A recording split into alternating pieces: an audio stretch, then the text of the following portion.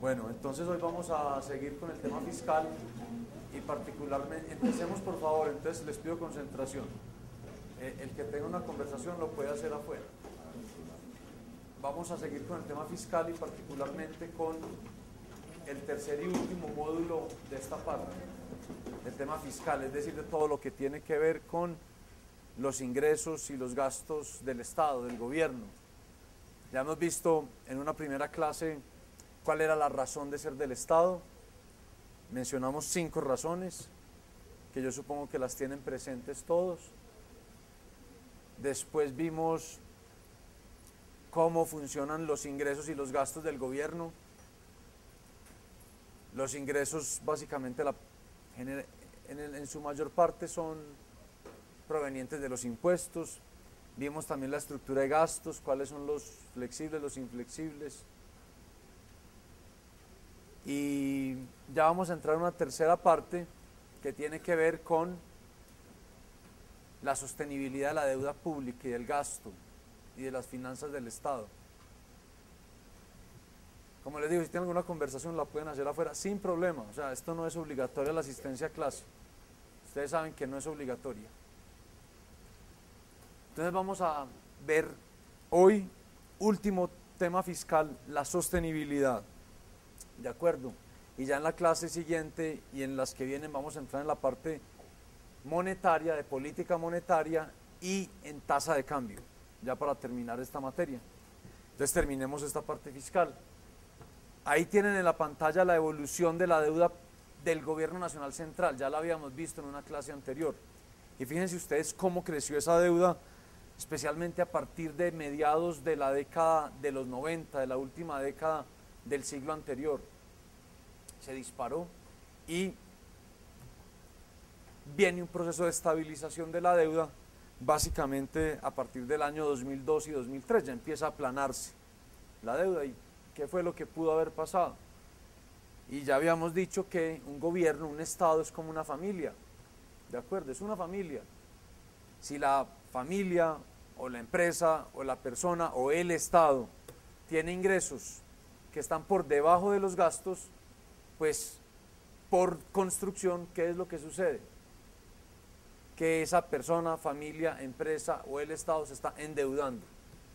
Si el ingreso de una persona es 100 y se gasta 150, la única forma en que puede cubrir esa brecha es porque alguien le está prestando esos 50 de diferencia, ¿de acuerdo? Así de simple.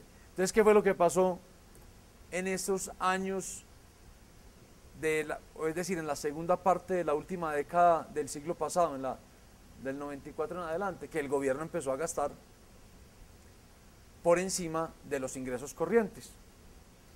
Y ya habíamos visto cuál fue la razón o cuáles fueron las razones estructurales de ello. ¿Y quién me puede decir por qué ese gasto era superior a los ingresos? ¿Y por qué el gobierno simplemente no podía decir, voy a recortar esos gastos y ya? ¿Quién me puede decir? ¿O ya se les olvidó también? Pero sin mirar las notas. ¿Quién lo tiene presente? ¿Por qué en este país, desde 1994 en adelante, empezamos a ver gastos sistemáticamente por encima de los ingresos sin que el gobierno pudiera hacer algún ajuste?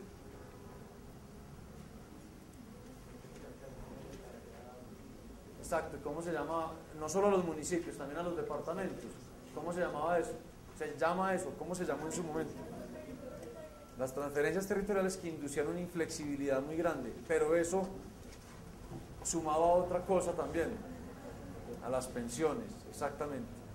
Porque son gastos inflexibles y están dados por la Constitución y el ministro de Hacienda no podía simplemente llegar y recortarlos, sobre todo en el caso de las transferencias, que establecía un monto que iba creciendo en el tiempo y no había forma de recortarlo. Y acuérdense que llegaba un punto, creo que era como el 43,5% de todos los ingresos del gobierno tenían que irse a los municipios y a los departamentos, hasta que vienen las reformas a la Constitución que vuelven y flexibilizan, y es ello una de las razones por las cuales, además de otras políticas fiscales de aumento de ingresos, también el mayor crecimiento económico, lo que permite que la deuda empiece a aplanarse. Y si no, íbamos para un sendero de insostenibilidad donde se hubiera quebrado el Estado, como se han quebrado muchos estados, especialmente en Latinoamérica, y eso lo que genera es que nadie le vuelve a prestar los recursos y el Estado termina recortando el gasto por las malas, porque ya no tiene cómo financiar.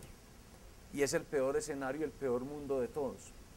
Entonces vamos a ver qué es lo que se requiere para que la deuda pública, la deuda del gobierno, del Estado, sea sostenible y no tengamos que llegar a uno de esos escenarios de crisis, de quiebra, de bancarrota, en donde ya nadie le vuelve a prestar al gobierno. Y en donde el gobierno, como ya nadie le vuelve a prestar, pues tiene que recortar a la brava, gústele o no le guste a la Constitución. Es decir, esa es una solución de fuerza mayor. Entonces vamos a ver cuál es la condición. Y es elemental, ya la van a ver en la pantalla, pero es muy simple. Quítela a ver si alguien la puede sacar por intuición. ¿Qué tiene que hacer una persona, o una familia, o un hogar para no quebrarse con la deuda que arrastra? ¿Cuál es la condición? ¿A quién se le ocurre? No, porque puede seguir aumentando el consumo si el ingreso le va aumentando. Claro, pagar los intereses. Y para pagar los intereses, ¿qué? Digamos sí, pero ¿cuál es la condición para que pueda pagar los intereses?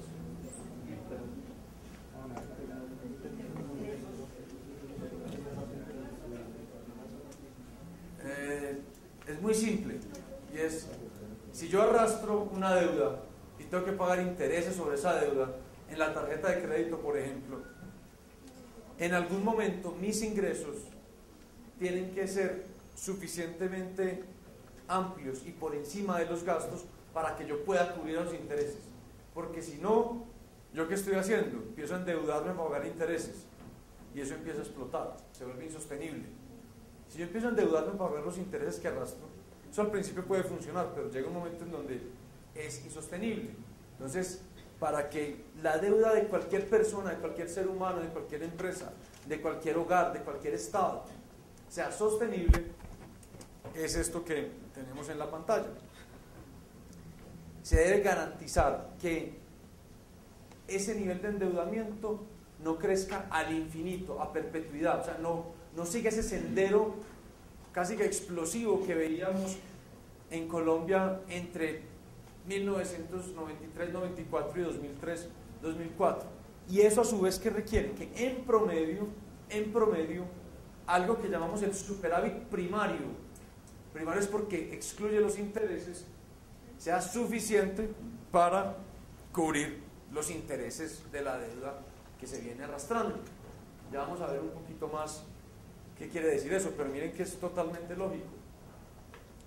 Si yo estoy pagando unos intereses, no sé, de 20 cada año, en algún momento yo tengo que tener un superávit de 20 para pagar esos intereses. Porque si no tengo ese superávit de 20, ¿qué pasa?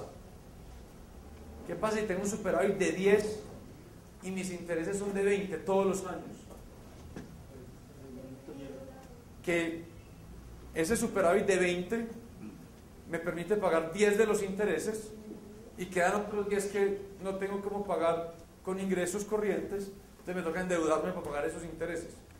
Y viene el año siguiente y pasa lo mismo y eso empieza a acumularse y finalmente estalla la deuda, se vuelve insostenible, inviable, impagable. Entonces, en algún momento, la persona, la empresa, el hogar, la familia, el Estado, el gobierno, con su deuda, para que ésta sea sostenible, no reviente, no se quiebre debido a esa deuda, debe generar un superávit primario, es decir, sin incluir los intereses, que en promedio sea suficiente para pagar los intereses de la deuda que se arrastra. Es decir, debo generar excedentes para cubrir mis intereses. Así de simple. Si yo no genero un excedente por encima de mi gasto normal que me permita pagar los intereses, me voy a tener que endeudar para ir pagando intereses y me termino quebrando. Y eso le pasa a un gobierno, a un Estado, a una familia, a un hogar. ¿De acuerdo? Es la ilusión de la tarjeta de crédito. Llega usted, usa la tarjeta para comprar algo por encima de su ingreso, al mes siguiente ya le aparecen los intereses, no tiene, usa la tarjeta para pagar los intereses y llega un punto en que llega al tope y ya no le vuelven a prestar y no le amplían el cupo y se quiebra. Entonces, intuitivamente ese es el principio. De acuerdo, sigamos. Si un gobierno no hace eso, o una persona, un hogar, una familia, una empresa, pero estamos hablando del gobierno porque estamos hablando de política fiscal, entonces ¿qué es lo que está pasando? Que simplemente se está endeudando para pagar los intereses. Y si se endeuda para pagar los intereses, ello quiere decir que su deuda le va a reventar, le va a estallar, se le va a hacer insostenible. ¿De acuerdo? ¿De qué depende que el gobierno esté cumpliendo o no esté cumpliendo esto? Ya vamos a ver. Depende de 3 variables. Para que nosotros podamos saber si el gobierno, o un gobierno cualquiera, está cumpliendo esa condición de sostenibilidad, es decir, de que su excedente primario sea suficiente en promedio para pagar los intereses que arrastra de la deuda, hay 3 variables muy importantes que hay que mirar. La primera es el nivel de deuda que arrastra, es elemental. Entre más alto es el nivel de deuda que arrastra, pues más intereses arrastra. La segunda variable es la tasa de interés real que paga sobre la deuda. Entre más alta sea la tasa de interés real que paga sobre la deuda, pues más intereses arrastra sobre cualquiera deuda o cualquiera sea el acervo o stock de deuda. Y tercero, la tasa de crecimiento de la economía. ¿Por qué?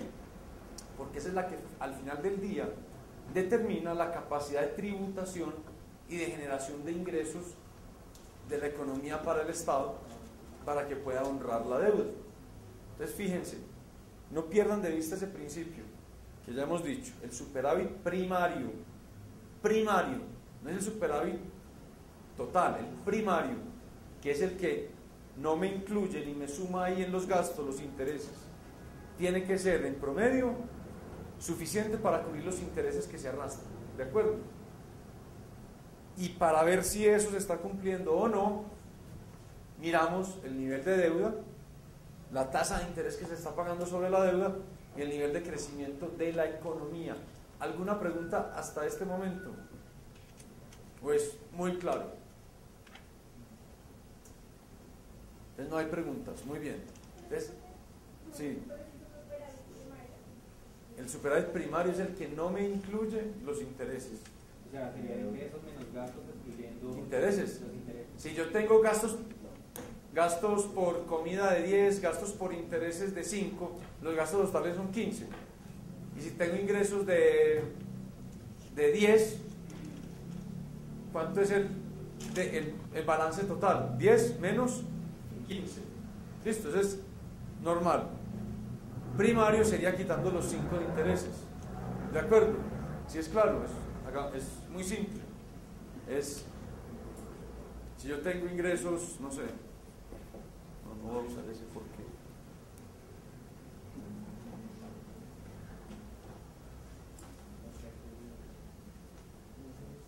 Si yo tengo, vamos a llamarlo, los ingresos con la F, porque esto lo vamos a usar ahorita, de 10. Y tengo gastos de, pongámosle 15. Y estos gastos de 15 son por un gasto de un tipo que sea 10 y un gasto de un segundo tipo que son los intereses que sean 5. ¿Listo? Entonces aquí el balance total, ¿cuál es? Es igual a F menos G igual menos 5. ¿De acuerdo? Normal, no hemos cambiado nada. Pero el primario sería quitando esto. Entonces el balance primario sería ¿cuánto? 0.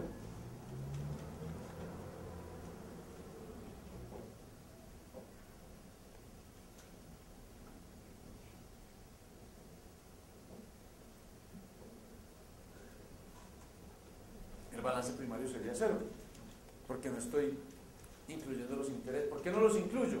Porque es contra lo que voy a comparar. ¿De acuerdo? Por esa elemental razón. ¿Sí ven allá ustedes? También. Es excluyendo los intereses nomás. Simplemente. Es simplemente incluyendo este G, llamémoslo G barra. Entonces sería este G menos G barra, que es sin intereses. Sí. En ese superávit primario sí se incluye la deuda, pero no los intereses. No he hablado de deuda. Esto es el balance primario. Pero si tenemos intereses, porque debe haber una deuda. Sí, pero balance primario no mete nada de deuda, solo los intereses. Nada de deuda. Es más, es la diferencia entre un flujo y un stock. Esto es un flujo. La deuda es un stock. O sea, no, esto es una de lo que vimos al principio, quizás en las primeras clases. ¿Listo? Esto es un flujo, el balance primario. Que aquí ni siquiera es un superávit primario, puede haber un déficit primario. Por eso le llamamos balance primario o superávit primario, pero pues si es un déficit primario sería un superávit primario negativo. Pero si quieren llámenlo balance primario. Listo. Entonces, como una ecuación vale más que 1000 palabras, la forma en que podemos expresar esa condición de sostenibilidad es la siguiente. ¿Sí? Es la que no incluye la inflación.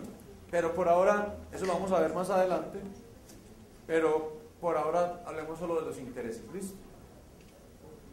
Entonces, esa expresión matemática es la que me permite a mí saber si estamos o no estamos cumpliendo la sostenibilidad de la deuda. Y fíjense, dice E, y vamos a decir que E es el balance fiscal primario, porque puede ser negativo o positivo. Si es positivo decimos que es un superávit primario, si es negativo decimos que es un déficit primario, pero vamos a llamar con la letra E. ¿De acuerdo? E, balance fiscal primario. Y vamos a decir que se está cumpliendo la condición siempre y cuando esa E o ese balance primario sea igual a la expresión que tienen en el lado derecho de la ecuación. Y en el lado derecho, ¿qué tenemos? Tenemos varios elementos. El primero que vale la pena destacar es la B, que multiplica todo el otro a la razón o a la fracción que está ahí. La B es la deuda pública como porcentaje del producto, es la deuda que viene arrastrando el gobierno. Hay que tenerla ahí, incluida. Pero fíjense que ese es el stock, no es el balance primario, listo. Y fíjense que hay una expresión con una fracción que tiene en el numerador R menos alfa. R es la tasa de interés real que se paga sobre la deuda. Y alfa es la tasa de crecimiento de la economía. Entonces fíjense, primero, estamos diciendo que la condición para que la deuda pública sea sostenible es que se cumpla eso, en promedio. ¿Listo? Y estamos diciendo que esa condición que se debe cumplir tiene las tres variables que les había mencionado. Tiene la deuda pública, tiene la tasa de interés y tiene la tasa de crecimiento de la economía. Entonces yo les quiero preguntar, para que haya sostenibilidad de la deuda pública, y miren bien la expresión matemática,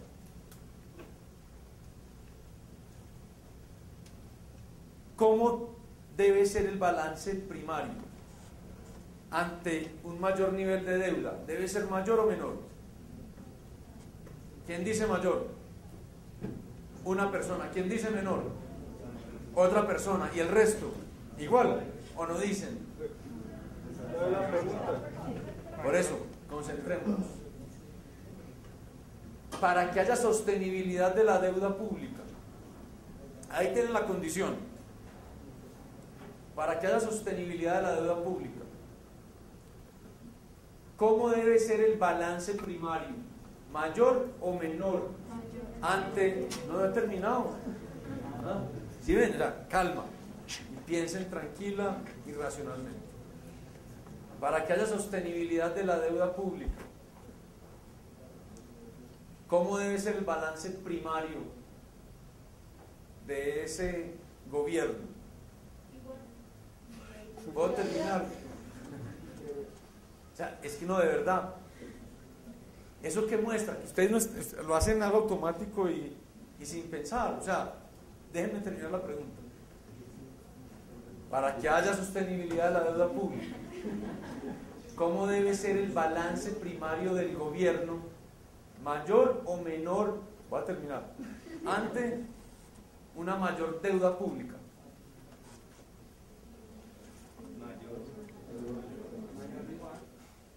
¿Quién dice mayor? 2, 3, 4, 5, 6. ¿Quién dice menor? 2, 3, bueno, más o menos, y el resto no opina. Primero miremoslo intuitivamente. Intuitivamente, si usted tiene una deuda más alta, para hacer sostenible esa deuda, tiene que dar más o menos excedentes. Bueno, más. Eso es intuitivo. Pero miremoslo matemáticamente. Si B sube, ¿qué le pasa a E? Para que eso se siga cumpliendo. Tiene que subir. ¿Cierto? Entonces, si B es mayor, E tiene que ser mayor. Y eso encaja con la intuición. El balance primario que tiene que generar el gobierno debe ser más alto, entre más alta sea la deuda que arrastra, para que eso sea sostenible. Si se han endeudado mucho en el pasado, hoy tiene que empezar a pagar esos intereses, tiene que tener un excedente más alto, porque esa deuda que arrastra es más alta. ¿De acuerdo? Es claro intuitivamente y es claro matemáticamente. ¿O alguien no lo entiende? Es más o menos como dicho, porque dice, no puedo gastar más de lo que gano. No, si puede gastar más de lo que gana por la deuda, si tiene acceso al sistema financiero, pero le toca pagarlo en algún momento. Pues sí, obvio. Pero si usted no tiene digamos, los recursos para pagar esa deuda, pues entonces para que se va a endeudar. Y sabe que no, pero por eso, si se endeuda es porque se supone que eso se le va a cumplir. Lo que pasa es que fíjese que eso le permite a usted gastar más hoy de lo que le ingresa, pero después lo va a tener que pagar. Entonces, un gobierno que puede decir, yo me endeudo hoy para hacer una carretera, no tengo todos los recursos, estoy gastando más de mis ingresos por impuestos, pero yo sé que esa carretera me va a generar más actividad económica, más inversiones, más impuestos en el futuro que me van a permitir cubrir la deuda y los intereses de la deuda. ¿De acuerdo? Entonces, entre mayor sea B, es decir, entre mayor sea el nivel de deuda que arrastra el gobierno, mayor tiene que ser el balance primario que genere ese gobierno para poder hacer sostenible su deuda. ¿Listo? Bueno, segunda pregunta. Sí. Del producto. A que no lo estamos midiendo en pesos o en dólares, sino como proporción del ingreso que genera la economía del producto. ¿De acuerdo? Porque es la forma de compararlo en términos de sostenibilidad. Por eso es que está la tasa de crecimiento de la economía ahí. Porque si su deuda como porcentaje de su producto se le dispara, ahí es donde se le hace insostenible. Usted tiene que comparar su deuda en relación a su ingreso. Por eso es que lo medimos como proporción del producto. ¿De acuerdo? Esa es la condición. Y el balance también está medido en proporción del PIB. Ahí no lo digo, pero está en proporción del PIB. La E es el balance fiscal primario requerido para la sostenibilidad de la deuda pública como proporción del producto. Todo ahí está en términos del PIB, de pedazos del PIB, de fracción del PIB. ¿De acuerdo? Segunda pregunta. Para que la deuda pública sea sostenible, ¿cómo debe ser el balance primario? ¿Mayor o menor si la tasa de interés es mayor? Mayor.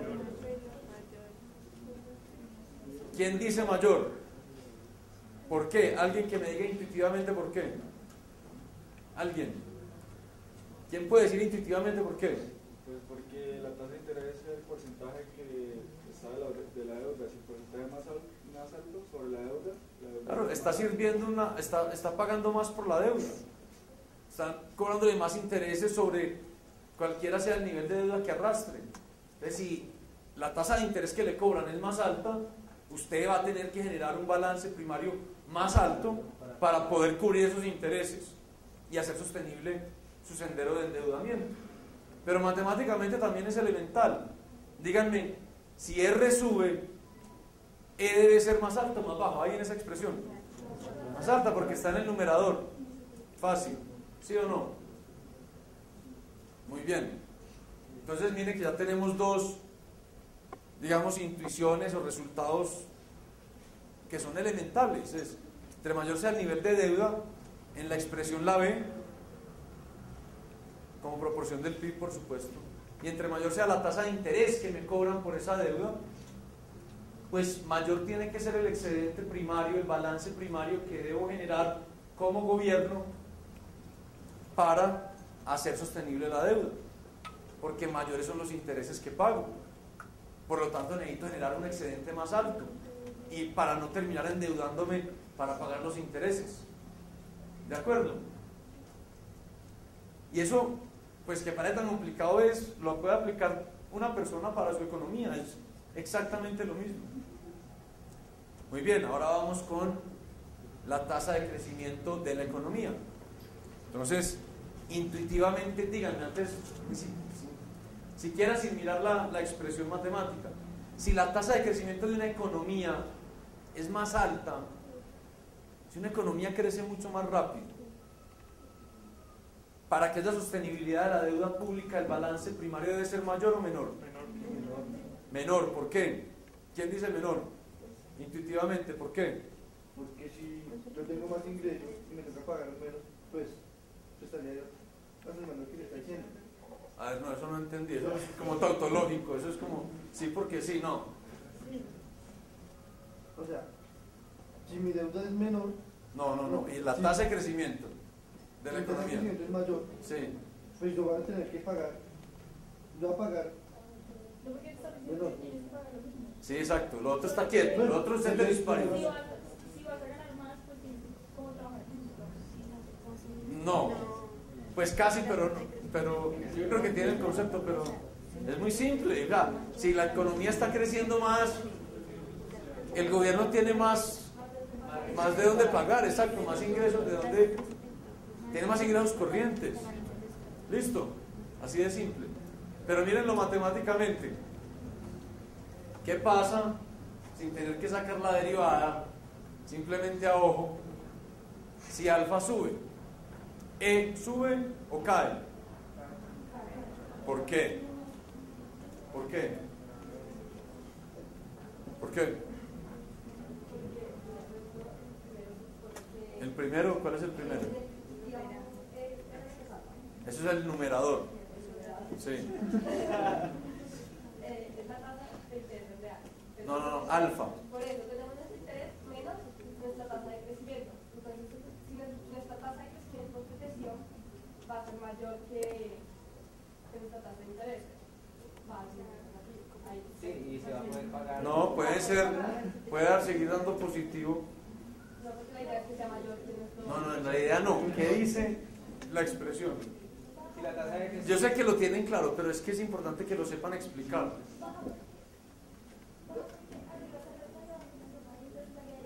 Exacto, pero entonces pongámoslo en términos un poquito más formales. Abajo está restando y arriba abajo está sumando. Arriba en el numerador. Exacto, sí. En el denominador se está sumando. Es decir, yo estoy dividiendo lo que tengo en más partes. Ya casi. ¿Quién me lo explica? Así simple.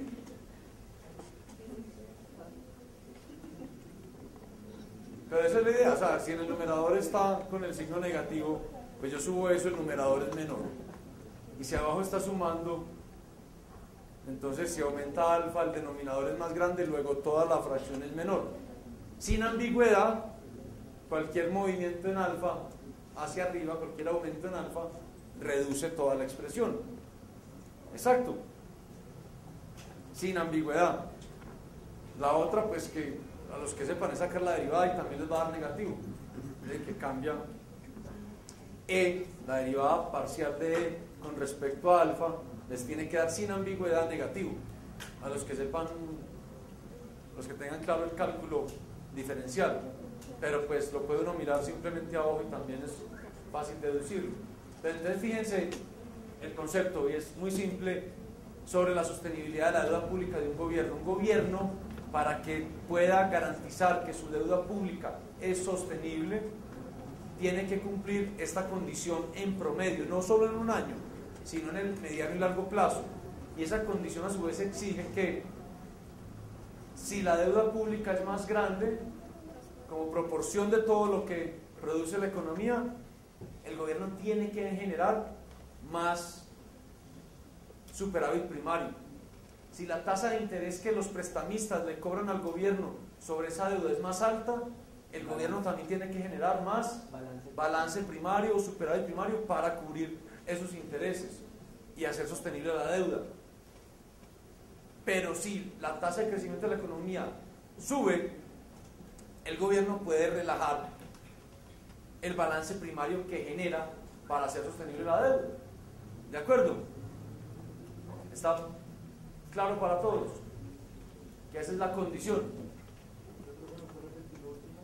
No, lo que acabamos de decir, que si la tasa de crecimiento de la economía es más alta, como le genera más capacidad de generación de ingreso al gobierno, pues el balance primario que tiene que generar para que la deuda sea sostenible no tiene que ser tan alto, puede ser menor. ¿Correcto? Vamos a ver un ejemplo, a ver si en Colombia estamos cumpliendo esto. Entonces pensemos en unos valores para estas variables que son plausibles en nuestro país. Entonces, una tasa de crecimiento del 4% es sensato. El año pasado, ¿cuánto creció la economía? 3,5. ¿Cuánto? 3,5. No. Ninguno sabe cuánto creció la economía en 2013. Y yo creo que era hasta una lectura obligada, ¿cierto? Mirando las cuentas nacionales. La primera lectura del Sí. informe que estuvo en mes. ¿Cuánto creció la economía? ¿No? ¿Cuánto? No. 6. Creció 4.3. Muy bien. Entonces, digamos que la tasa de crecimiento sea 4. ¿Listo? Pues, para hacer el ejercicio, el nivel de deuda del gobierno nacional central como porcentaje del producto, pues vámonos a la primera diapositiva. Es más o menos 40%. ¿Cierto? Ya está cerca del 40%. Si ustedes ven con el eje vertical. Y otro valor, volvamos. Para la tasa de interés, hagamos el ejercicio si la tasa de interés es 5, 6 o 7, para que vean cómo pega de duro la tasa de interés. Entonces, con esos valores, miremos cuál es el balance primario que hay que tener en el gobierno nacional central para que su deuda sea sostenible. Es simplemente hacer la operación, incluyendo esos valores ahí, y tenemos el siguiente resultado. Si la tasa de interés fuera 5%, el balance primario que tiene que generar el gobierno en promedio es de 0.4% del producto. Todo es en relación al PIB, al producto. Si la tasa de interés fuera 6%, el balance primario que hay que generar para que la deuda del gobierno colombiano, del gobierno nacional central de Colombia, sea sostenible, es de 0.8%.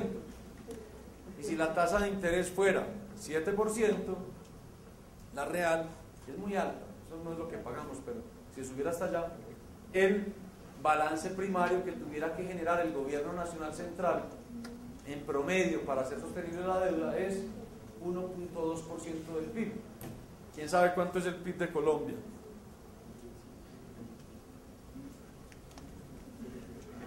En pesos, ¿cuánto es?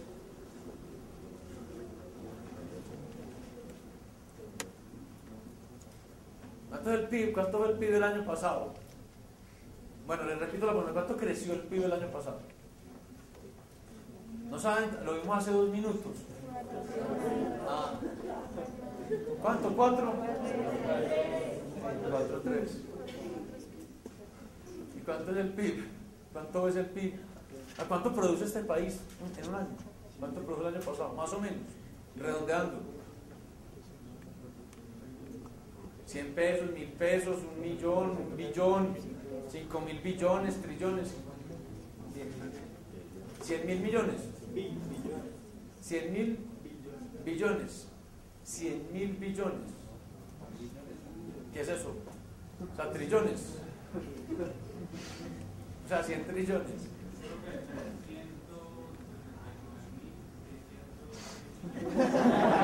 ¿De qué? Listo, ¿de qué? ¿De qué? No, en el 2013. ¿Y eso es qué? ¿Eso qué unidad es? No.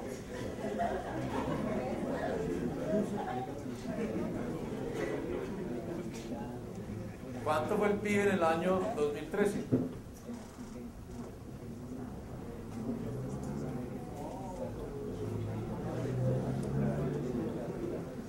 ¿Cuánto? Más o menos. Bueno, otra más fácil. ¿Cuánto es el gasto público el año pasado? ¿Cuánto fue? Lo vimos en la clase pasada. No están repasando ni estudiando, ¿cierto? ¿Cuánto es el gasto público? En pesos. ¿Cuánto? ¿17.000 millones? No. 156 millones. ¿Quién? 156 millones. ¿150 y qué? 6 ¿Qué? millones. ¿Millones? ¿Cuánto es?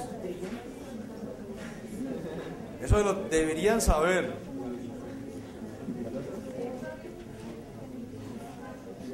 No. 136.976 ¿Qué? millones. 136.000 billones.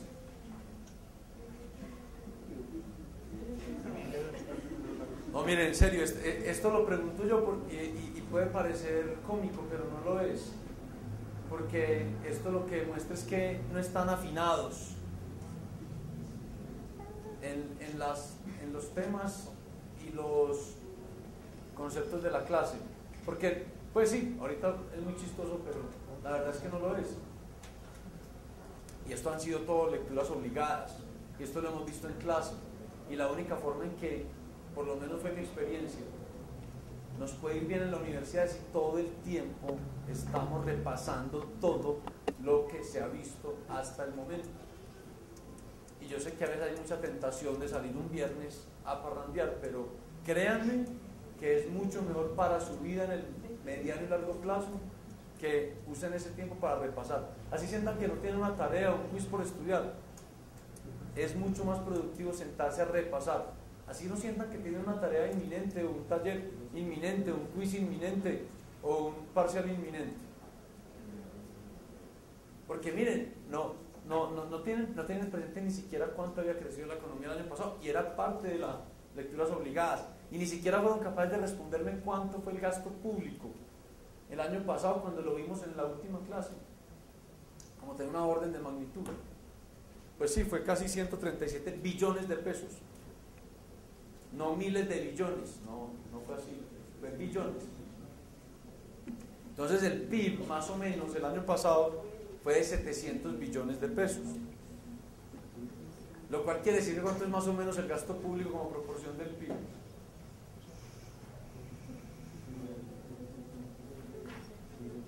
¿Cuánto es el PIB? ¿Y cuánto es el gasto público? Bueno, entonces ¿cuál es el porcentaje? Exacto, 20% más o menos. Eso lo tienen que tener muy presente. Entonces sigamos con el ejercicio. Entonces, sigamos. La pregunta es si estamos cumpliendo o no en este país la condición de sostenibilidad de la deuda. Y ya sabemos cuánto tiene que ser el ajuste o el balance primario dependiendo de la tasa de interés. Y lo sabemos es por la expresión matemática que teníamos. Entonces miremos a ver si lo estamos cumpliendo o no. En la primera fila tienen el superávit primario que ha generado el Gobierno Nacional Central desde el año 2010 hasta el año pasado. Negativo 1.1%, o sea que no fue superávit primario, sino que fue déficit primario. Es decir, que aún quitando los intereses, sigo teniendo déficit. ¿De acuerdo? En el año 2011 fue de negativo 0.1%. En el 2012 ya empezamos a generar un superávit primario positivo de 0.3%. Y el año pasado sigue siendo positivo, aunque volvió a caer el superávit primario. Si uno saca el promedio de esos 4 años, da que el superávit primario es de negativo 0.2% del PIB.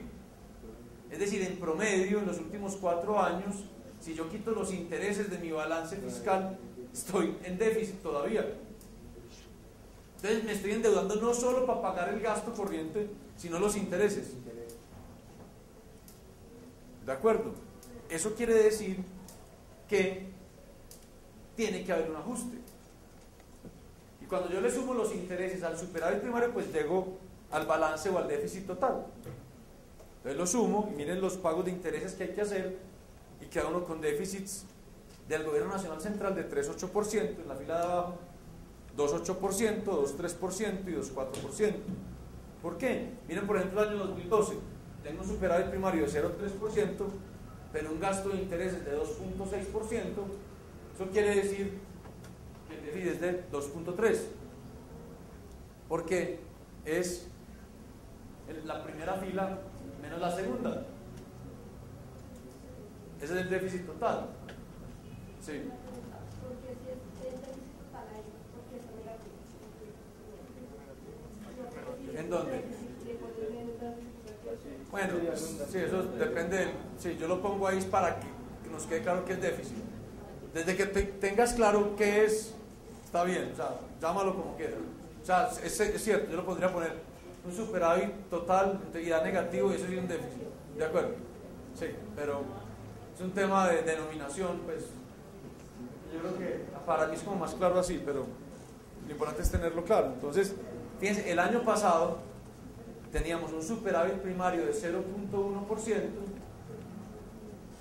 pero un pago de intereses de 2.5% del PIB, lo cual quiere decir que tengo un déficit total de 2.4%, porque el superávit primario me paga un 0.1% de los intereses y el resto me queda en déficit, el 2.4%. ¿Está claro para todos cómo son esas cifras? ¿Y qué habíamos dicho? Vámonos 2 atrás. Dependiendo de la tasa de interés, los balances primarios que hay que generar para que esto sea sostenible eran o fluctúan entre 0.4 y 1.2% del PIB. Entonces estamos generando muy poquito o negativo inclusive. Entonces, ¿de cuánto tiene que ser el ajuste? Vamos a la siguiente. Ahí. Entonces fíjense, si yo, suponiendo que la tasa de interés fuera la más bajita, 5%, tengo que generar un balance primario de 0.4% del PIB, pero el que yo estoy generando en promedio es de negativo 0.2%, ¿de cuánto tiene que ser el ajuste? De 0.6%, porque tengo que cerrar estos 20 puntos básicos y generar 40 puntos básicos adicionales. ¿Sí es claro? El ajuste tiene que ser de 0.6%. Vámonos al caso de la tasa de interés de 6%. Ahí habíamos visto que cuando uno aplica esa fórmula o expresión matemática, el balance primario que hay que generar en el gobierno es de 0.8%, un superávit primario de 0.8% del PIB. Una pregunta, ¿cuánto es 0.8% del PIB en pesos? ¿Cuánto es el PIB? ¿Cuánto es 0.8% de 300 billones? 56. ¿Cuánto? No, eso no es 50 o 60, eso es un número. O sea, ¿ah? ¿Cuánto? 56 billones. 0.8% del PIB. 56 billones sería 8% del PIB. 0.5. ¿Alguna pregunta? ¿Ninguna pregunta? Muy bien. No, pues yo me pongo contento porque veo que lo tienen clarísimo. No me puedo poner contento si lo tienen clarísimo. El mundo al revés. ¿Ah? Porque para ayudarles, ¿no?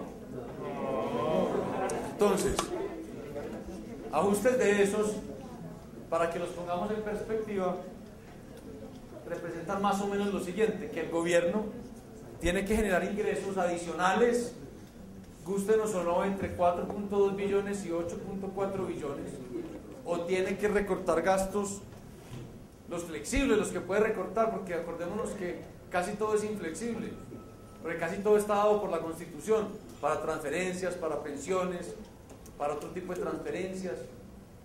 Entonces, o aumentamos ingresos en esa magnitud, o recortamos gastos en esa magnitud, o una mezcla de las dos, para que la deuda pública colombiana sea sostenible. Y ahí sale la inversión del gobierno el año pasado, fue de casi 30 billones, 29.5. Entonces recortar gasto, imagínense uno recortar, vámonos al escenario de la mitad, en el que el ajuste tiene que ser de 7 billones. Entonces recortarle a una inversión de 29, de casi 30 billones, 7 billones es mucho. Es casi el 25%. ¿De acuerdo? Entonces el ajuste tiene que ser grande, es fuerte. ¿Cuál es la otra forma sin hacer ajuste en que podríamos reducir? O sea, ¿cuál es la otra forma sin tener que recortar gasto o aumentar ingresos o impuestos en que se podría dar el ajuste? La tasa de interés nos la dan los mercados financieros, no se puede tocar. La deuda pública que se arrastra es la deuda pública que se arrastra. ¿Cuál? Que la tasa de crecimiento suba. Exacto. Si la economía crece mucho más, no hay que hacer ajuste tan alto. ¿De acuerdo? ¿Estamos? ¿Por qué? Porque aumenta la capacidad de generación de ingresos de la economía. Entonces o visto de otro modo, la deuda como porcentaje del PIB es más bajita, porque el PIB va a ser más grande. ¿Preguntas? ¿No hay preguntas? Bueno. Entonces vamos a ver algo que ha pasado en Colombia. Digamos, esta discusión que estamos teniendo ha sido importante y se ha dado desde hace mucho, mucho tiempo. Porque hasta hace relativamente poco esta sociedad y este país empezó a entender que la sostenibilidad de la deuda pública era importante. Porque fíjense que para un gobierno es muy fácil salir a endeudarse y gastar, pero si nos monta en un sendero de deuda insostenible, nos va a afectar a todos. Imagínense que al gobierno o a un gobierno no le vuelvan a prestar recursos. ¿Qué pasa? ¿Qué pasa en ese momento? Totalmente, porque o un gobierno como es, en donde los gastos siempre están por encima de los ingresos. Y si no le prestan, pues tiene que recortar los gastos, quiéralo o no. Quiéralo una corte o no lo quiera, porque no tiene cómo generarlo. No tiene de dónde sacar el flujo de caja para honrar esos gastos. Si no le prestan para cerrar la brecha entre sus ingresos y sus gastos. Eso, por ejemplo, pasó en Argentina. En Argentina, cuando vino la crisis fuerte, más o menos en el año, fue como en el año 2002, creo, 2001-2002, el gobierno dijo: no voy a seguir pagando la deuda, porque todos los que me prestaron son malos, y porque el sistema financiero internacional es malo, y porque son, bueno, el imperialismo y todo el cuento ese que se echa. Pues al poco tiempo veíamos niños comiendo suelas en las calles, suelas de zapatos en las calles, porque fue tal la contracción de gasto público, porque el gobierno no tenía cómo financiar y porque obviamente nadie le iba a prestar, que generó una contracción económica y de bienestar social muy grande.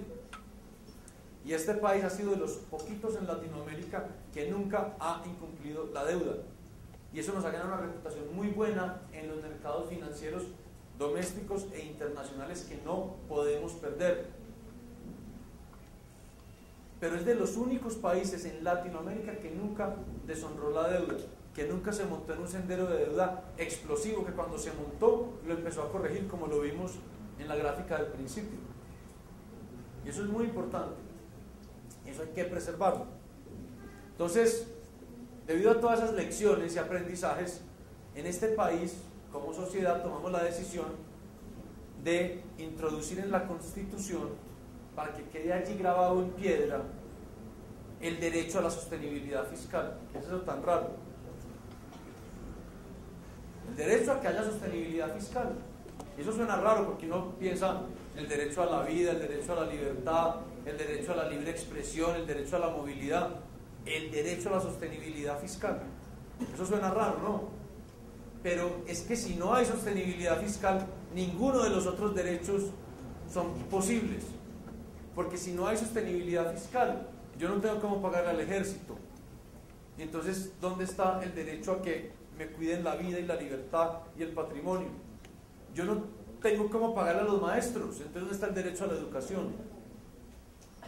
Por eso es tan importante, esa es la piedra angular, diría yo, de todos los demás derechos. Eso es súper importante.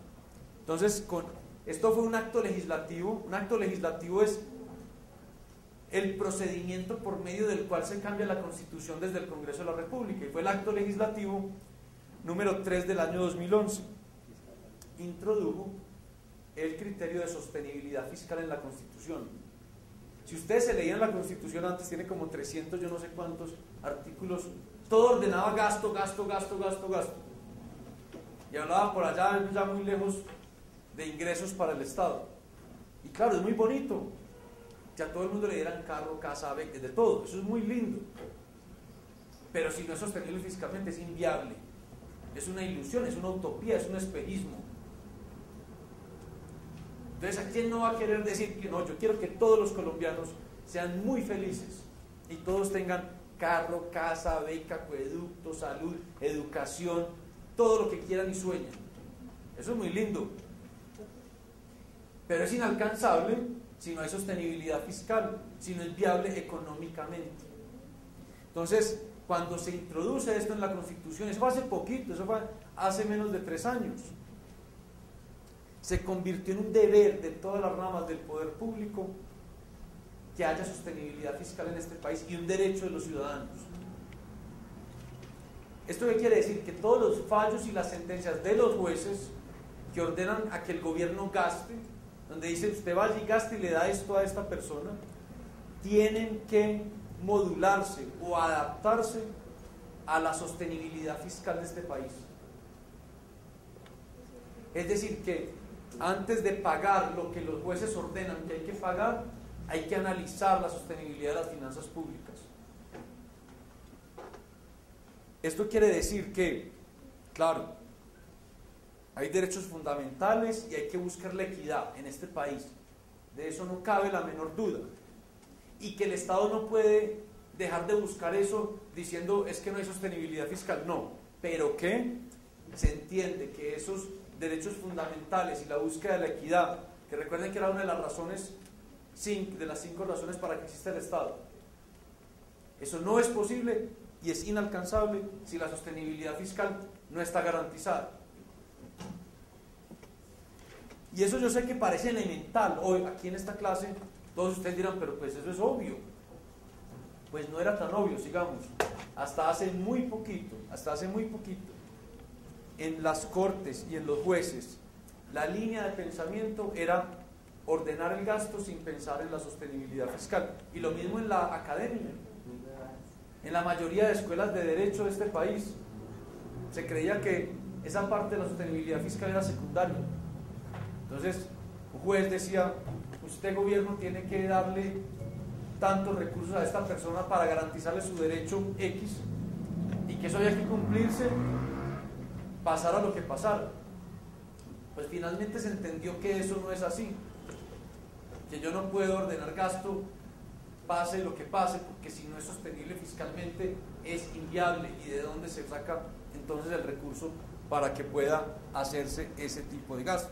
O sea, un ejemplo sería lo que pasó cuando, no sé, con los secuestrados estos, como un ejemplo en Betancourt, que le tuvieron que pagar no sé qué cantidad de dinero porque se le había quitado como el derecho a la libertad. Sí, exacto. O sea, en ese caso no se tuvo porque ahí vendría diciendo que esa acta se dio la 003 de 2011 y eso fue... ¿Se alcanzó? No, digamos, es un buen ejemplo, digamos, yo no sé si ella haya recibido el pago o no, creo que tiene demandado al Estado, pero lo que pasa es que si un juez llega a fallar a favor de ella, no puede llegar a ordenarle al ministro de vaya y le paga ya, sino que tiene el ministro de Hacienda que decir, tengo que mirarlo a la luz de la sostenibilidad fiscal de este país. ¿De acuerdo? Lo que pasa es que son montos bajitos, pero aquí hay demandas grandísimas, o hay otro tipo de gastos. Creo que una demanda también está en cuando Colombia bombardeó en el campo a Raúl Reyes, que ahorita creo que Ecuador va a demandar a... Sí. a Todo, ¿no? Al Estado lo demandan todos los días por todo. Por los derechos, todos los días, eso no es nada. Todos los días, eso inclusive son demandas menores. Y una compañía también mexicana porque en ese campamento... Sí. Bien pueda vaya e investigue todas las demandas que tiene el Estado. Se va a sorprender de lo que hay. A lo que sale en noticias ahora. Bueno, eso tampoco es muy buena fuente, pero vaya, no, pero no solo esos casos así exóticos. Mucha gente llega y dice, una persona, digamos, de recursos bajos, en una vereda de Colombia puede decir, mire, es que no hay acueducto. Y va y pone una demanda y por algún motivo un juez dice, hay que llevarle acueducto a esa vereda. Eso cuesta plata. Y puede ser ineficiente porque no aprovechan las economías de escala de una red en donde viven muchas personas. Y si el juez falla eso, en otra época hubieran tenido que desembolsar para hacer el acueducto hasta allá. Si fuera para beneficiar a una persona. Si un juez lo hubiera hecho, no sé si lo ha hecho o no, pero hipotéticamente, ya no puede. O sí puede, pero para hacer ese gasto tienen que mirarlo a la luz de la sostenibilidad fiscal. Muy bien.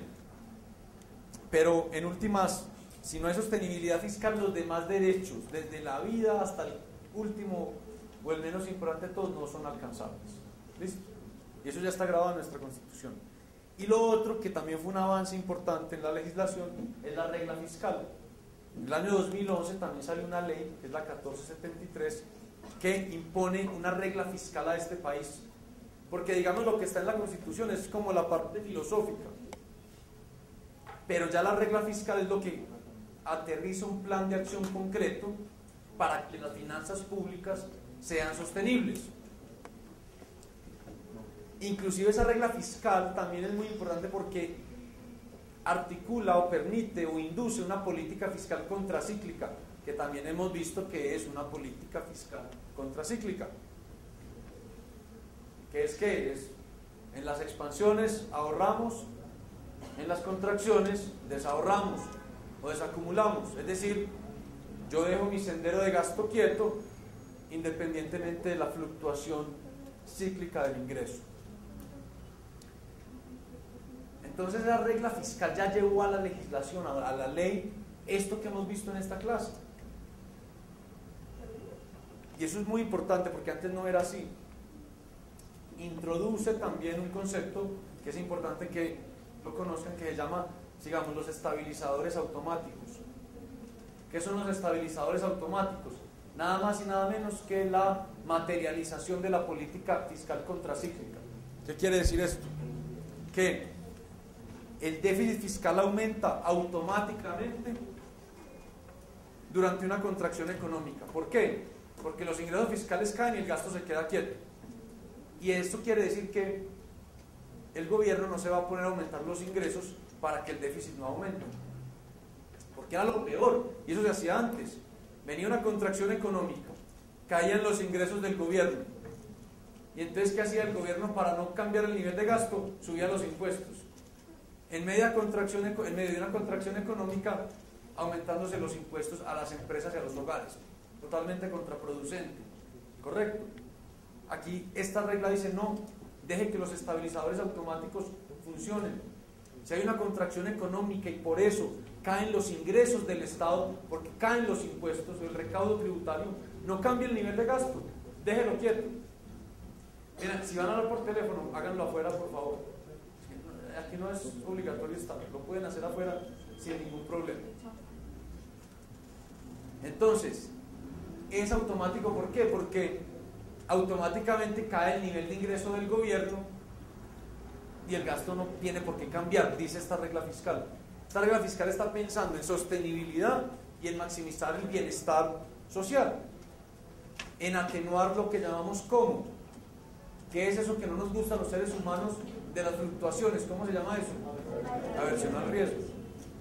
Y el estabilizador automático en la otra dirección es igual, es en una contracción económica hay automáticamente un aumento en los ingresos del Estado, una expansión, perdón. Una expansión económica, automáticamente aumentan los ingresos del Estado. No cambia el nivel de gasto, entonces automáticamente aumenta el superávit fiscal. Esos son los estabilizadores automáticos. Pero eso es nada más y nada menos que la política contracíclica de la que hemos hablado desde el primer día de esta clase. Eso ya está en una ley en Colombia. Listo. Y vamos a ver qué dice esa ley en concreto y vamos a aterrizarla y tratar de formalizarla un poquito. Entonces vamos a definir las siguientes variables.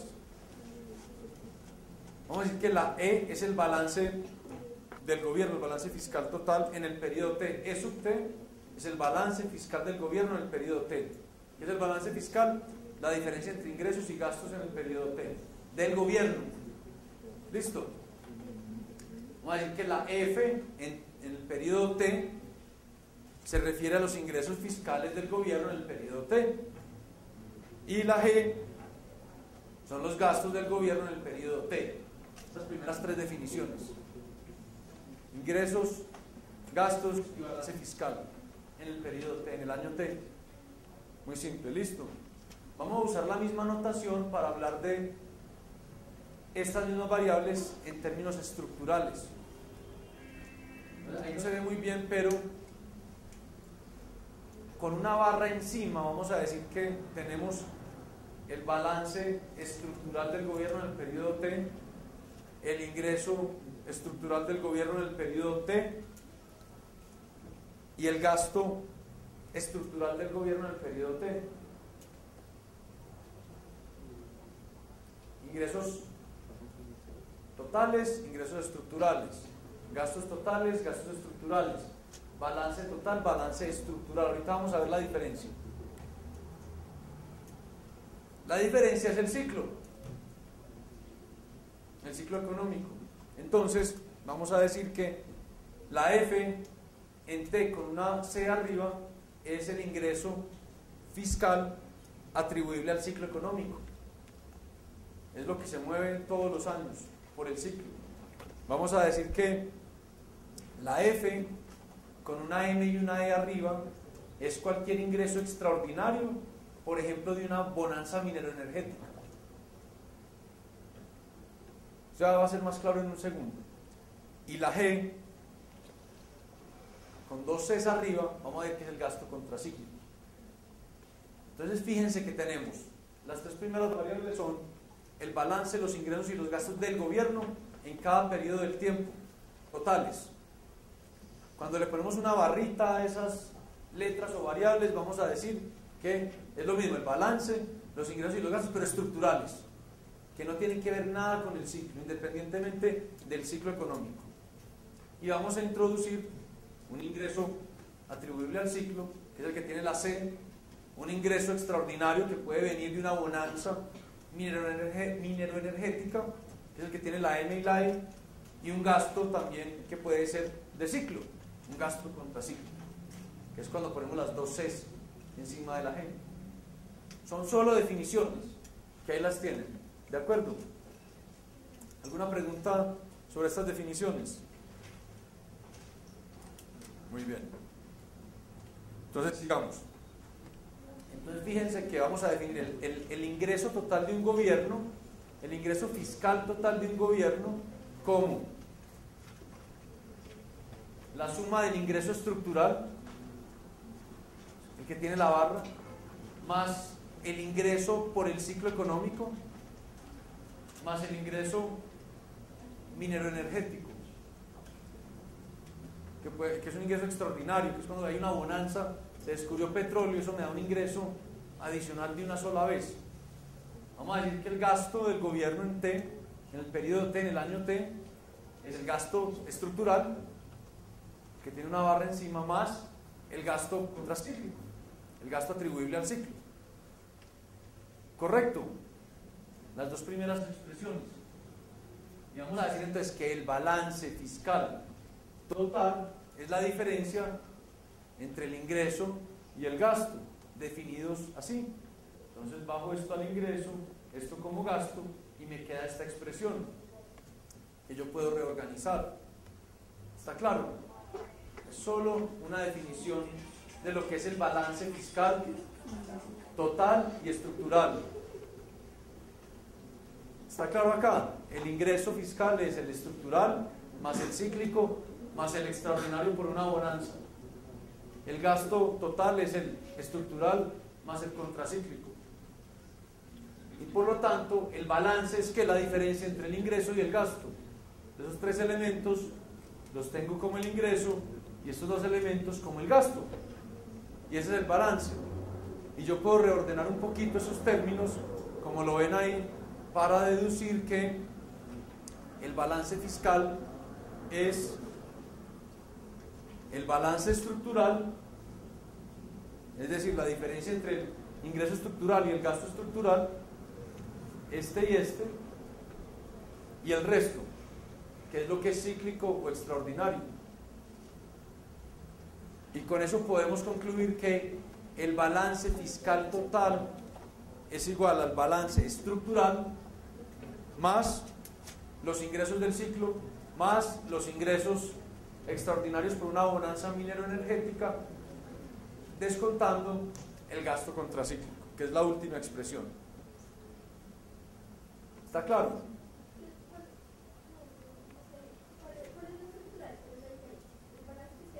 Intuitivamente o matemáticamente. O sea, intuitivamente el estructural es el que no tiene que ver nada con el ciclo, el que siempre va a ser. Por ejemplo, en Colombia, de lo estructural que es todo lo que tiene que ver con las transferencias, con las pensiones, eso no puede ser parte del ciclo, eso siempre es, ¿de acuerdo? Y matemáticamente la forma como hemos diferenciado el total del estructural es con la barra. Pero me interesa ver si para todos es claro la deducción matemática que hicimos ahí, de cómo llegamos al final a decir que el balance fiscal total tiene dos componentes, el estructural más un componente cíclico o extraordinario. ¿Sí es claro para todos? ¿Cómo se hizo?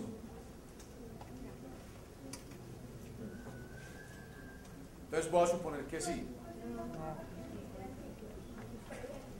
¿Un qué? ¿De qué? Cuando te crece la economía cíclicamente, cuando hay una expansión, aumenta el recaudo tributario automáticamente. Ahorita vamos a ver unos ejemplos, ¿listo?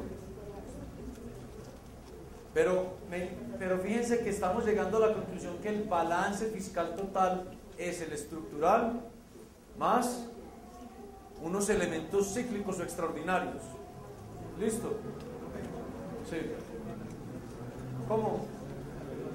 No lo definimos. Lo hemos definido como la diferencia entre el ingreso fiscal estructural y el gasto estructural, los que tienen la barra. Esto es el balance estructural que tiene la barra, que no depende del ciclo. ¿Listo? Miren, concentrémonos. Háganme caso, concentrémonos en esta última parte. Pero está claro esa última expresión.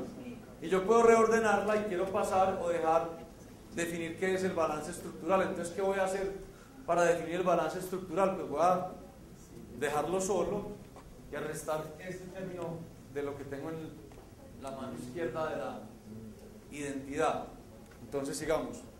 Entonces, si yo hago eso, pues quedamos con que el balance estructural es igual a el balance fiscal total, el que uno observa, el que mide, menos todo ese componente cíclico. ¿De acuerdo? Fíjense, el balance fiscal estructural, que tiene la barrita encima, termina siendo igual al balance total, quitándole el componente cíclico, que a su vez está compuesto por, digamos que un balance cíclico o un ajuste por el ciclo, que son los ingresos del ciclo menos los gastos del ciclo, más el ingreso extraordinario por cualquier bonanza minero-energética.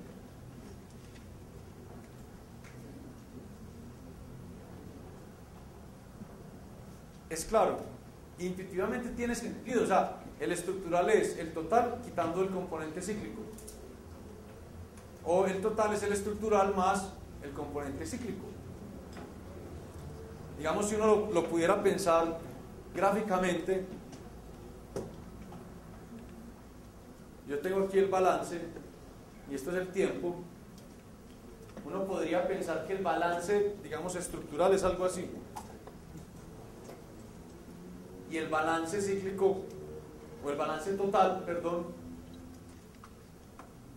va así. Esto es el estructural y esta diferencia es el componente cíclico. ¿De acuerdo? ¿Sí lo pueden ver desde allá?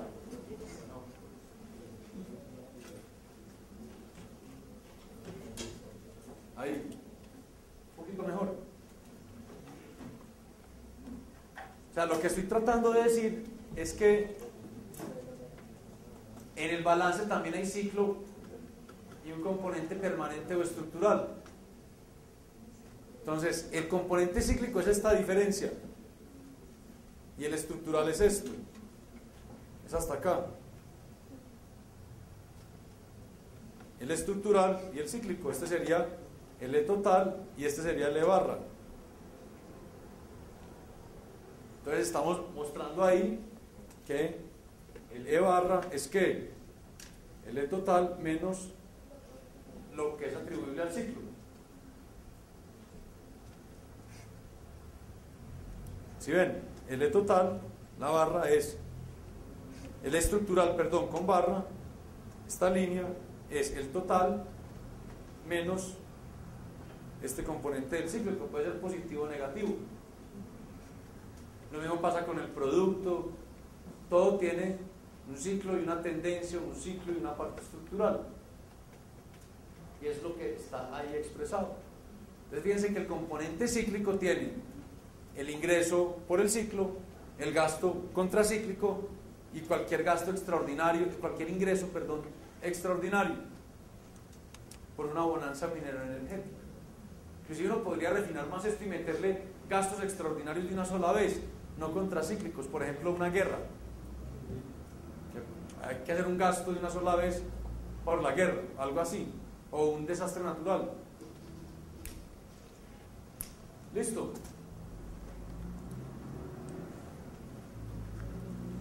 Y miren lo que dice la regla fiscal en Colombia, así dice textualmente la ley. Y esto lo vamos a expresar matemáticamente en un segundo. Sigamos. El artículo 5 de esa ley dice: el gasto estructural, pongan atención a esto, no podrá superar al ingreso estructural, es decir, el balance estructural, en un monto que exceda la meta anual de balance estructural establecido. Ya vamos a ver cuál es la meta. Dice más adelante: el déficit estructural del Gobierno Nacional Central no será mayor a 1% del PIB a partir del año 2022. Y hay un parágrafo transitorio mientras llegamos al año 2022 que dice esto: el Gobierno Nacional seguirá una senda decreciente anual de déficit en el balance fiscal estructural. Miren esto, es que se entendió que hay que hacer ajuste para que haya sostenibilidad fiscal, y eso lo está obligando la ley. Eso es muy importante, eso no pasaba antes. Que le permita alcanzar un déficit estructural de 2.3% del PIB o menos en 2014, de 1.9% del PIB o menos en 2018 y de 1% o menos en 2022. ¿Esto gráficamente qué quiere decir?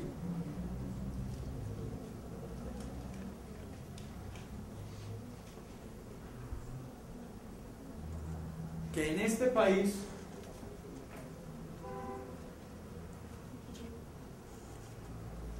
que en este país el Ministerio de Hacienda tiene que hacer esto para que no nos endeudemos al infinito y para que la deuda sea sostenible y nunca nos vamos a quebrar. Si este es el balance y este es el tiempo, digamos que aquí es 2014, aquí es 2018 y aquí es 2022. ¿Cuál es el balance? Tiene que ser, supongamos que aquí está el eje 0, aquí está el 0. Nos está diciendo que en 2014 tiene que ser ¿cuánto? 2.3 o menos, pues. Entonces tiene que ser, digamos que esto es 2.3 acá. ¿De acuerdo? Que en el 2018 tiene que ser ¿cuánto? Entonces digamos que 1.9 es acá. Esto es menos 2.3 menos 1.9. Y en el 2022 en adelante ¿cuánto? Entonces digamos que es por acá.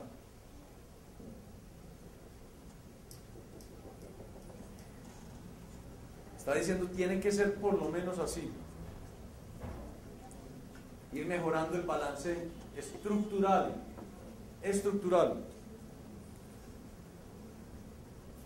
¿De acuerdo? Entonces puede ser, por ejemplo, así.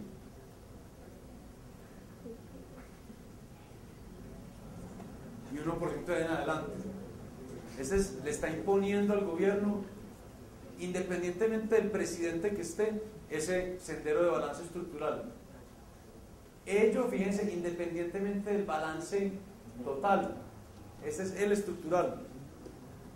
Porque puede haber un balance total que pueda ser así. ¿Sí me entienden? ¿Queda claro? La regla fiscal aplica sobre el estructural.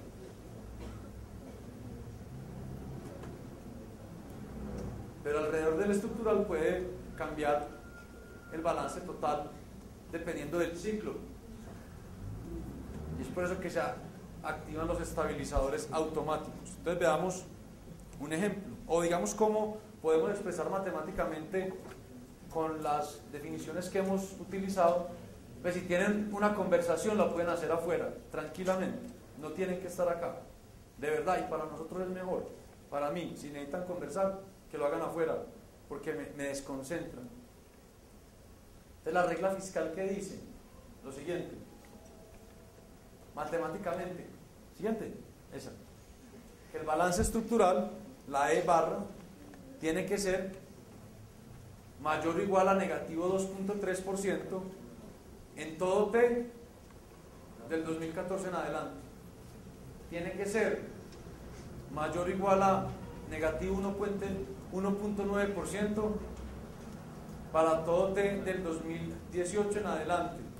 Y tiene que ser igual a negativo 1% para todo T del 2022 en adelante. Es este sendero. Eso es lo que dice la regla fiscal. Matemáticamente así lo estamos expresando. Listo. Veamos un ejemplo. Entonces, un ejemplo en donde supongamos que la regla fiscal la cambian y dicen, mire, el balance estructural tiene que ser 0 siempre. 0. Listo. Y vamos a suponer que los ingresos estructurales de este país para el gobierno son de 100 y que los gastos estructurales del gobierno son 100. F barra y G barra igual a 100 en todo T, como lo tengo ahí. Entonces miremos ahí se está cumpliendo la regla fiscal automáticamente, porque el balance estructural, que es la diferencia entre los ingresos estructurales y los gastos estructurales, da 0. ¿Estamos de acuerdo que se está cumpliendo? Sí. En este ejemplo sencillo. Supongamos ahora que la economía entra en una recesión y que el ingreso fiscal total cae 10 pesos. Listo. Entonces, ¿cuál sería el ingreso estructural, el ingreso fiscal estructural? El ingreso fiscal total cayó 10 pesos. ¿Cuánto sería el ingreso fiscal estructural? ¿Quién dice 90? ¿Quién dice otra cosa? ¿Quién no dice nada? Muy bien. Concentrémonos en esto es serio lo que estamos viendo acá. Les pregunto, volvámonos atrás. Miren, este es un ejemplo donde hay una economía cuya regla fiscal dice que el balance estructural debe ser igual a 0. Esta es una economía en donde el ingreso fiscal estructural es 100 y el gasto fiscal estructural es 100. Entonces, antes de que pase cualquier cosa, noten que el balance estructural de esa economía es 0. ¿Listo? Vamos a suponer un ejemplo en donde esa economía entra en recesión y el ingreso fiscal total cae 10. ¿Cuánto es el ingreso fiscal estructural? ¿Quién dice 90? ¿Quién dice otra cosa? ¿Quién dice menos 10? ¿Quién dice otra cosa? Por ahí escuché una respuesta. Lo mismo, ¿por qué?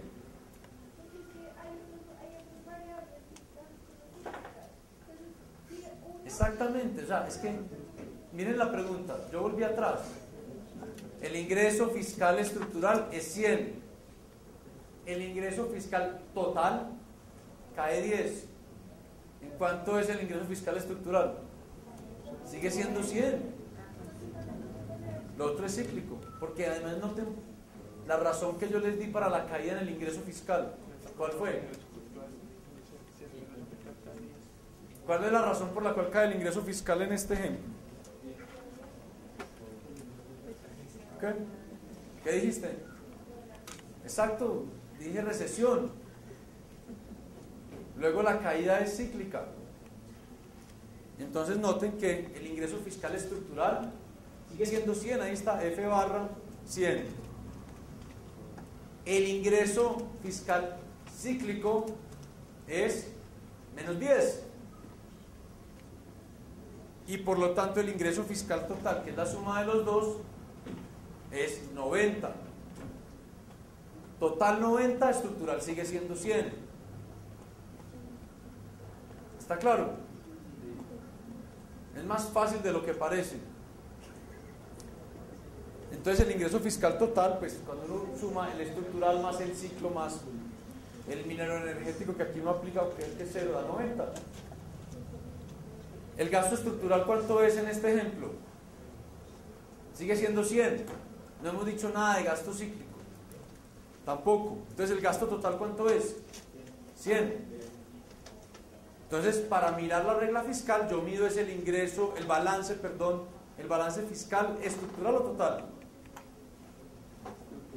Estructural. ¿Y cuánto es el balance estructural en este ejemplo? El balance es 100. O sea, o no están concentrados o no estoy pudiendo explicar bien esto. O ya tienen hambre. Pues entonces hay que aprender a controlar esas pasiones humanas también. ¿Listo? ¿Para qué? Porque si no, me imagina uno, no, me fue mal porque tenía hambre, ¿no? Tiene que concentrarse y hacer eso a un lado mientras termina la clase. Entonces, ¿cuánto es el balance estructural en este ejemplo? ¿Por qué? No ha cambiado nada, es estructural. El ingreso estructural sigue siendo 100 y el gasto estructural sigue siendo 100. Por lo tanto, el balance estructural sigue siendo 0 y el balance total es menos 10. ¿Se cumple o no se cumple la regla fiscal? ¿Por qué? Es 0 y la regla dice que el estructural sea 0. Pero ahí fíjense, sigamos, que se activó un estabilizador automático. ¿Quién hizo eso? El estabilizador automático. ¿Por qué? Porque el gobierno no cambia el nivel de gasto, le cae el nivel de ingreso y lo que está haciendo es endeudándose para que no pase el nivel, para que no tenga que cambiar el nivel de ingreso. Entonces, automáticamente está dando un déficit fiscal total, no estructural. Un déficit fiscal total. Hay un estabilizador automático activado. Como dice ahí, a pesar de la contracción económica o de la recesión que genera la caída transitoria en el ingreso fiscal total, el gobierno no reduce su nivel de gasto público.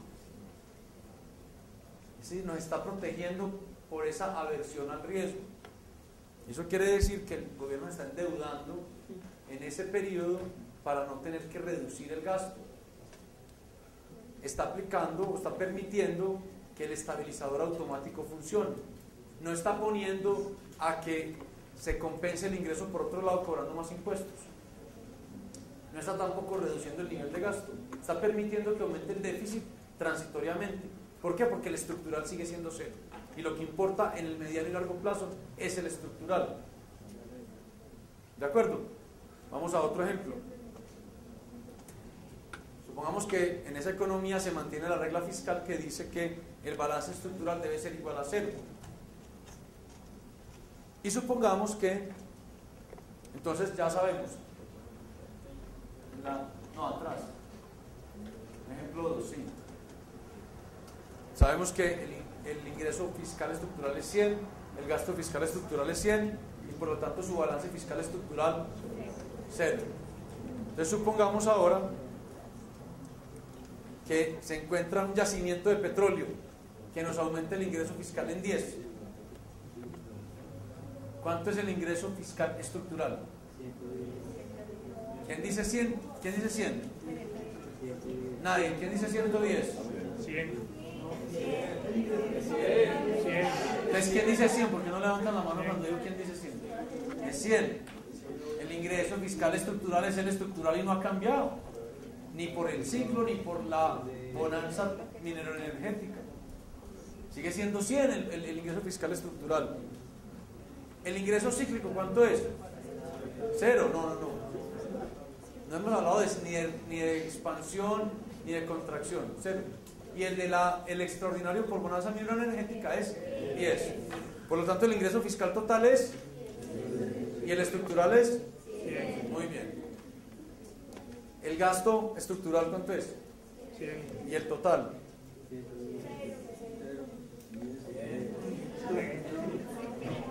El cíclico es 0. El total es 100. Muy bien. Por lo tanto, el balance estructural ¿cuánto es? 0. ¿Cuánto es el ingreso estructural? 100. ¿Y el gasto estructural? 100. Entonces el balance estructural es perfecto. Y el balance total es 10. el balance estructural 0. ¿Y el total? ¿Quién dice otra cosa distinta a 10? El balance fiscal total es, pero díganlo con seguridad, o sea, díganlo con toda la seguridad del mundo, es 10. Porque es la suma del ingreso total con el gasto total, no estructural. Entonces es más 10. ¿Se está cumpliendo la regla fiscal? Sí. ¿Por qué? Porque da 0. Porque el balance estructural es 0 y ese es el que importa para la regla fiscal, no lo transitorio, no lo extraordinario, no lo cíclico. Se sigue cumpliendo la regla fiscal. ¿Listo? Y una segunda parte, ya para terminar, de la regla fiscal que me parece importante que conozcan, es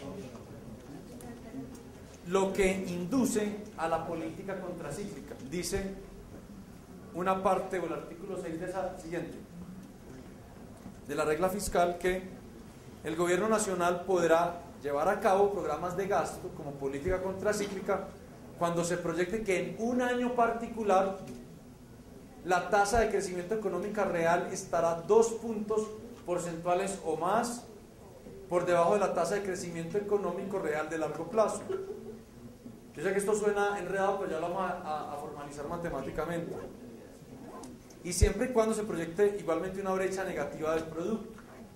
Dice, este gasto contracíclico no puede ser superior a un 20% de esa brecha estimada. Y este gasto, esto es lo más importante, será transitorio y se desmontará completamente en un periodo de 2 años. Mire, no lo vuelve estructural, transitorio, cíclico, siendo requisito que en el primer año de dicho periodo la economía debe registrar una tasa de crecimiento económico real o igual a su crecimiento económico real de largo plazo.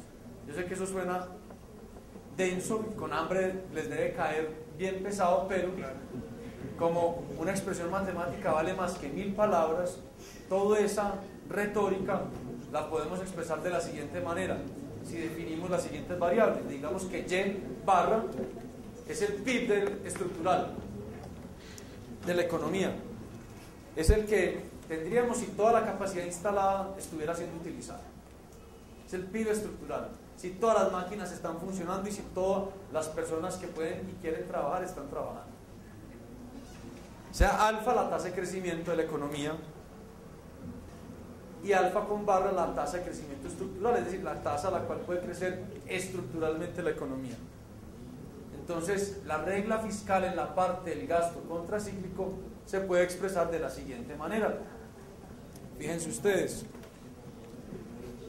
la regla fiscal lo que está diciendo en esta parte es, si hay una brecha entre el crecimiento estructural y el crecimiento observado de por lo menos 2 puntos porcentuales, por ejemplo, si la tasa de crecimiento estructural de la economía fuera 4%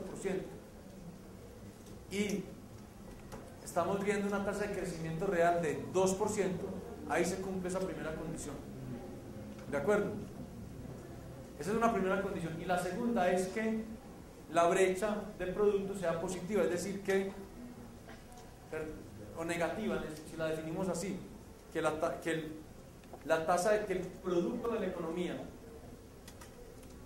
observado esté por debajo del estructural. Entonces esas dos cosas se cumplen, es decir, que la economía esté creciendo por lo menos 2 puntos porcentuales por debajo de la tasa a la cual puede crecer estructuralmente, y además el producto que estamos teniendo, el PIB, está por debajo del potencial. Ahí el gobierno puede gastar más. ¿Y cuánto puede gastar más? Hasta el 20% de esa brecha entre el PIB que estamos observando y el que hubiéramos podido llegar a tener. Y cuando el crecimiento de la economía vuelva a estar por encima del crecimiento estructural, en 2 años hay que desmontar el gasto. Si por allá ve periodos después, ya vemos que se reactivó el crecimiento económico y la tasa alfa sin la barra está otra vez igual o por encima del crecimiento estructural, es decir, la de la barra, al año siguiente ese gasto tiene que desaparecer. Eso es política de gasto contracíclico. ¿Alguna pregunta? ¿Todo clarísimo? No, está todo clarísimo. Entonces, ¿qué no tienen claro? ¿Ah? Esto último. Sí. A ver, pero no me pongan a repetir solo para evitar un quiz. ¿Ah? Tenemos 15 minutos. A ver, yo les hago una pregunta. ¿Ustedes no quieren subir la nota?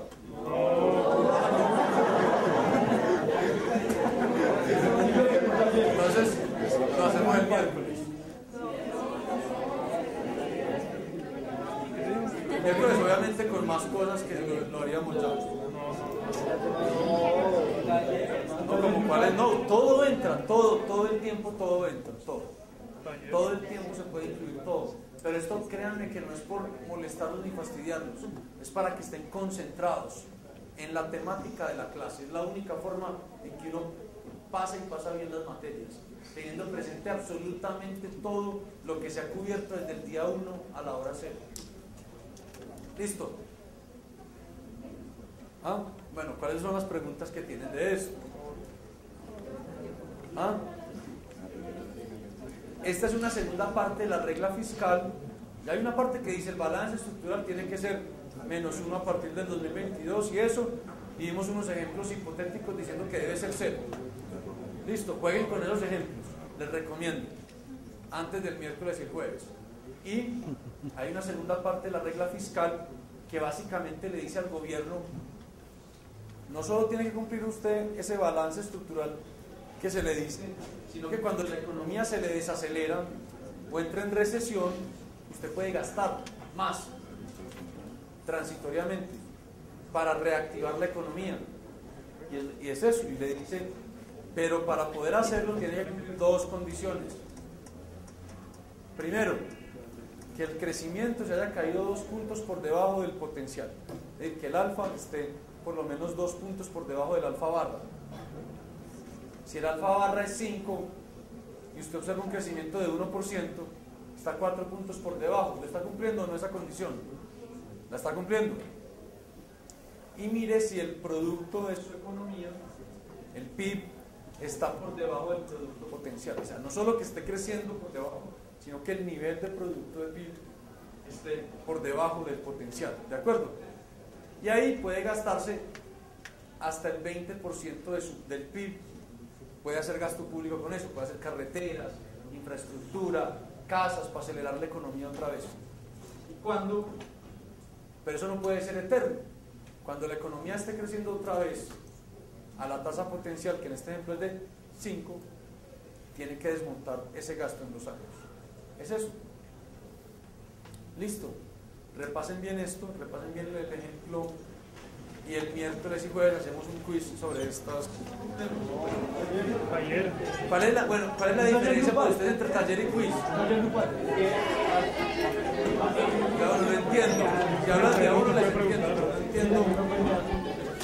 ¿Cuál es la diferencia de verdad entre un taller y un quiz? No, listo, en un quiz los van a sacar todo. Bueno.